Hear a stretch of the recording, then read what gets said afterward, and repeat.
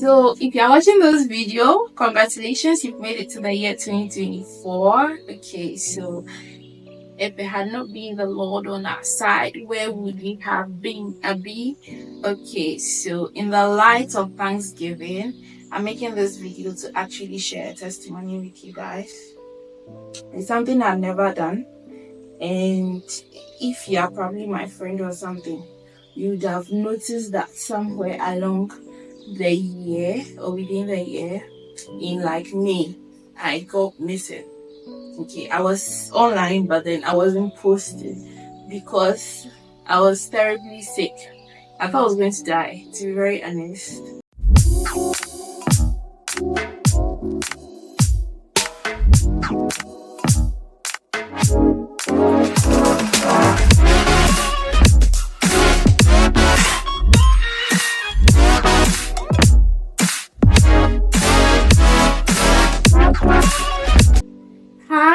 Hi, Iris of the Iris. It's your girl Iris, back again in another video. If you are new here, ways up. If you are old here, show them how we do it. Show them how we do it in the comment section below, and that's on period.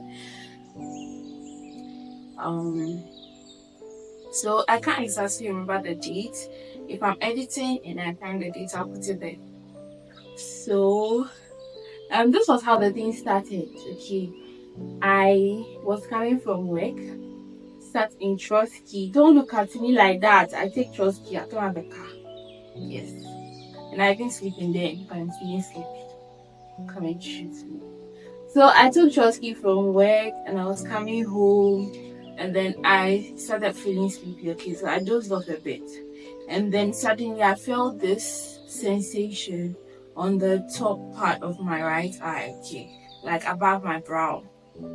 So it was a burning sensation, and I was wondering what it was. So I got home, I looked in the mirror, and I realized that there were these little rash, like there were about 2 or 3 of them, very tiny. So I didn't really pay them any attention, but they were quite painful. So I just got an ointment and put it on it and everything, and I went to sleep. When I woke up the next day, there were extra ones, like there were additional rashes. Okay, so I got alarmed. I told my dad about it, and then he was like, well, I should apply the ointment again, and then by close of day, like, we'll see what's up. I got to work, and by afternoon, there were like extra ones that were even entering my hair. Okay, they, like, everything kept to this side, but then they had entered my hair actually. And it was really painful, like, it wasn't a joke, and really, really uncomfortable. So everyone in my office, like, thought that it was an allergy, because the day after this thing happened, I actually ate at a place that we had not eaten before. So they were all thinking there was something in the ingredients that was used in cooking the food or something. So we went to the pharmacy, I showed them what was going on and described the situation to them. And then they gave me some allergy meds and all that stuff. So this was, I think, Thursday. Nothing happened. Like, there was no improvement. Okay, there was no improvement at all. So on Friday, it was getting pretty serious, and like everyone was beginning to get alarmed and all that. On the Saturday, I was supposed to play bridesmaids at someone's wedding, so I didn't know how I was going to combine the two, because I had this whole thing on my face growing at like a really fast pace, and then I was supposed to be a bridesmaid. And if you're a bridesmaid, you have to look, you get. So I was really wondering. I didn't want to disappoint the woman too, because if I just call in and I'm like, well, this and this, she would feel some way. I mean, my health is important, but then I didn't want to disappoint her. Okay, so that's how much I care about people sometimes, which is very bad, but so I didn't cancel on her. I took painkillers Friday night and all that. So when I woke up on the Saturday, it was kind of calm. So I was like, okay, maybe I'm getting better. and everything. When I was going to get my makeup done, I actually carried my brushes and everything because I didn't know what was happening to me, whether I was contagious or not. I had no idea. And I didn't want to risk it. So I took everything. When I got there, the makeup artist was like, well, she doesn't want to do too much on my face so that maybe I'll react to it or anything because we all do know what's going on.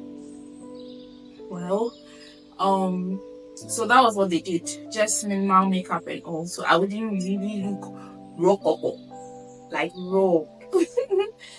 Yeah. Um I managed through the whole wedding thing and everything. And I think by 7 p.m. I realized that something was seriously happening to me. My head was on fire. It was like I had a severe headache. The burning sensation was like I can say 20 times how it was when the whole thing started. The whole thing had spread. It had some had come on my nose. Like it had gone way into my hair. It was I'm going to be inserting pictures, so you're going to get what I'm trying to say. Okay. I managed to the house, and by the time I got to the house, I was in full tears. Okay, like me, I know that I was dying. That when my brother was the one who bathed me and everything. I couldn't do anything. Like I couldn't do anything, and at that moment, it made me realize how what's the best word to use for humans. Like you know how you can be active and everything and you feel like, yeah, I'm all good, I'm bougie, I'm this. But like when you're at that lowest point, yeah, you would actually know that you're actually nothing for real. So I was at that point where I was really helpless. I was in severe pain. I felt like I was losing my life because the pain was so severe and intense. I was just crying and stop. Like I just couldn't help it. So I took my Bible because that's the only thing I have. And I opened the Psalms and I started reciting the Psalms, like some of them that were on healing and asking for God's mercy and all that. And then I had Florida water. I added salt and all that, and then I just put it on it. And I eventually fell asleep, even though I cried throughout. When it was Sunday morning, I tried to wake up and I realized that I couldn't move. Okay. My head felt very heavy. My body could barely move. It was weird. It was, and I had this intense pain. So I managed to get out of bed and then I screamed my dad's name because I needed help, serious help. When he got there, the look on his face just gave me all the message that I needed to like hear. My face was heavily swollen, like just half of my face.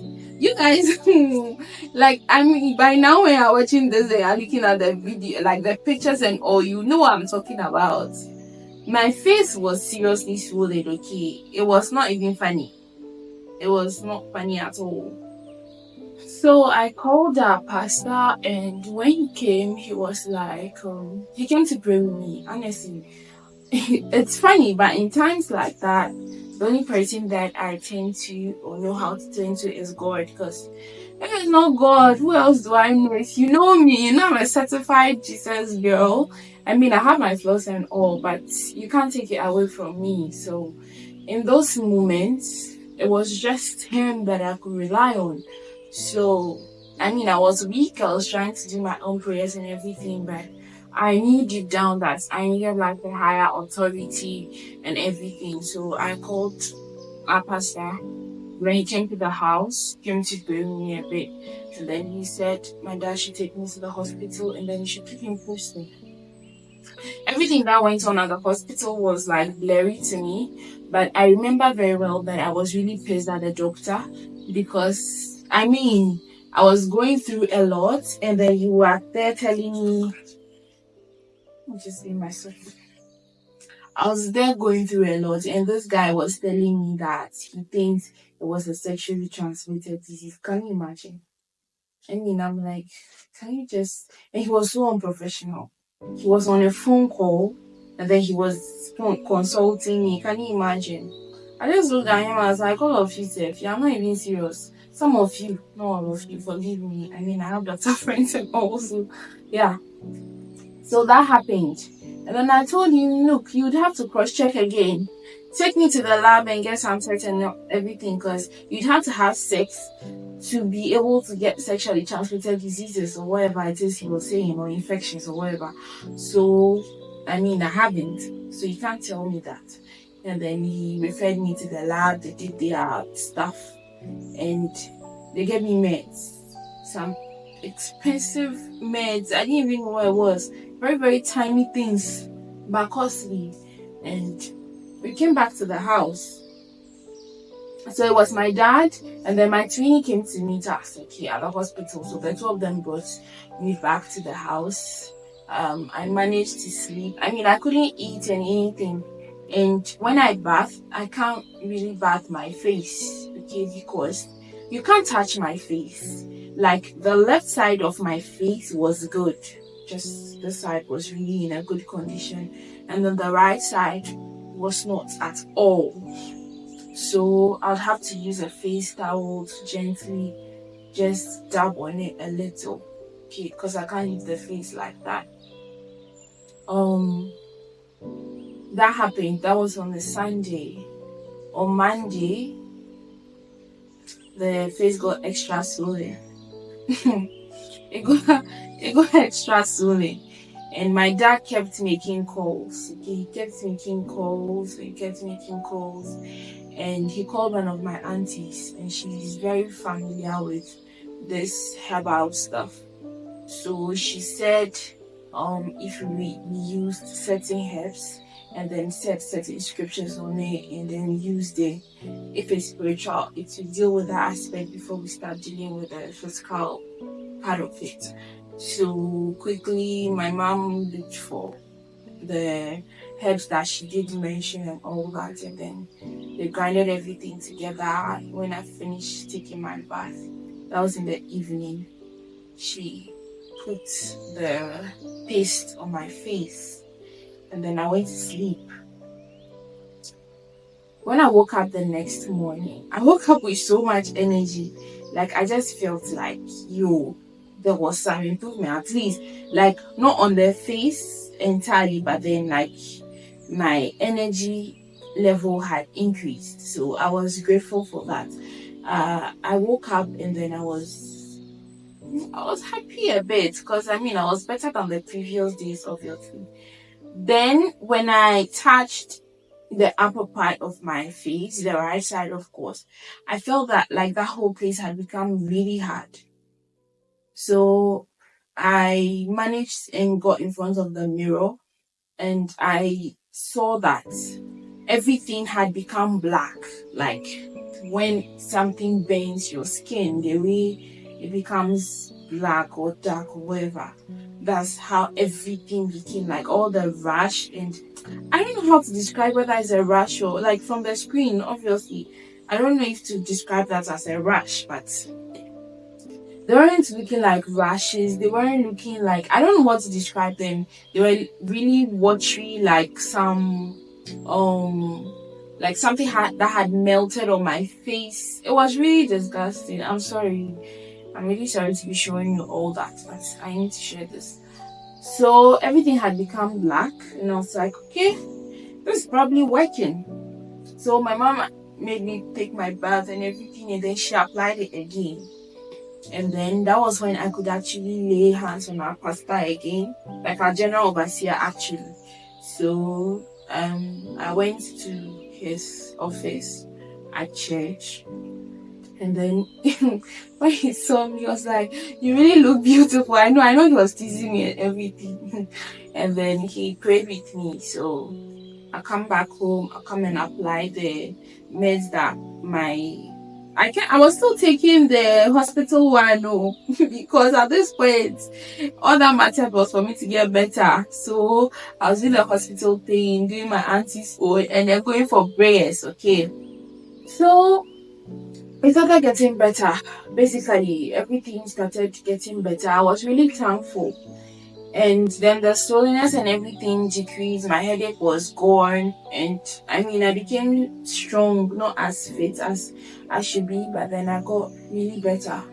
And I kept applying the meds and doing what I'm supposed to do, waiting for the sore to heal. So the sore healed. And then now the marks were there. I was now left with the marks to be there. As I'm sitting here, it itches from time to time. Okay, so from May till now, the place still itches. It itches really bad. And when I touch here, there's a sensation. I don't know how to describe it, but it feels like when I touch here, nothing happens. It's like normal nerves and everything. But whenever I touch here, like the nerves are very sensitive and they give me this funny feeling.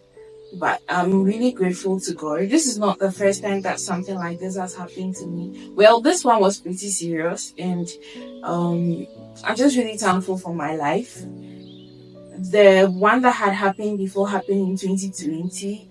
I have a video of it on my Instagram. Okay, if you haven't watched that, I'll put the link in my description, and I'll put my IG handle so you can go and watch it. I'm not about to go to go into that for this video to be long or anything. I don't know about you, but there's so much that I'm grateful for in this year 2023. It's not everything that I can share yet. Of course, some of them are still cooking, so when they are cooked, we'll share them. But I'm sure you're also grateful for one thing or the other. And if you do not mind, you can share with us in the comment section below. Okay, in the light of Thanksgiving and appreciation. So I'm grateful that I'm alive.